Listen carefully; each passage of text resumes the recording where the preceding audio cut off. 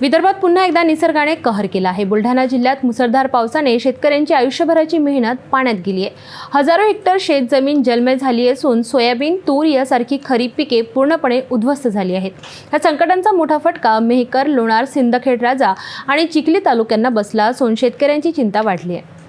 बुलढाणा जिल्ह्यात मागील काही दिवसांपासून सुरू असलेल्या मुसळधार पावसाने शेतीचे मोठ्या प्रमाणात नुकसान केले आहे।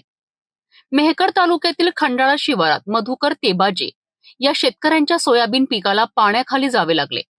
शेतात गुडघाभर पाणी साचल्याने शेतकऱ्यांची पिकांची स्वप्न चुरडून गेले आहे। केवळ मेहकरच नव्हे तर लोणार, सिंदखेड राजा आणि चिखली तालुक्यांमध्येही शेत जमीन पाण्याखाली गेली आहे। बुलढाणा जिल्ह्यातील हजारो हेक्टर जमीन जलमय झाली असून खरीप हंगाम धोक्यात आला आहे। फक्त बुलढाणाच नव्हे तर विदर्भातील वाशिम, अकोला, अमरावती आणि यवतमाळ या जिल्ह्यांमध्येही पावसाचा फटका बसला आहे। सोयाबीन, तूर आणि इतर खरीप पिके मोठ्या प्रमाणात बाधित झाली आहे। पिकांचे नुकसान झाल्याने शेतकऱ्यांच्या चेहऱ्यावर चिंता स्पष्ट दिसत आहे। शेतकऱ्यांचा दावा असा आहे की पावसामुळे हातात आलेला घास हिरावला गेला आहे। सरकारने तातडीने परिस्थितीची पाहणी करून शेतकऱ्यांना नुकसान भरपाई द्यावी अशी मागणी जिल्ह्यातील शेतकरी संघटनांकडून केली जात आहे। माझ्या शेतीमध्ये पूर्ण पाणी साचलेलं आहे। त्याकरता मी व्हिडिओ देत आहे।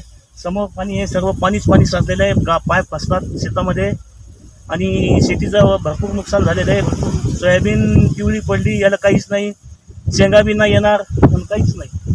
हे सर्व कामातून गेलेलं पीक आहे। पूर्ण नुकसान झालेलं आहे। याच्यात पावसामुळे अति पाऊस झाल्यामुळं सर्व नुकसान झालेलं आहे।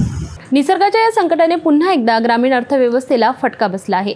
शेतकरी सरकारच्या मदतीची वाट पाहत आहेत। आता सरकार तातडीने पाहणी करून नुकसानग्रस्त शेतकऱ्यांना दिलासा देईल का, हे पाहणं महत्त्वाचं ठरेल।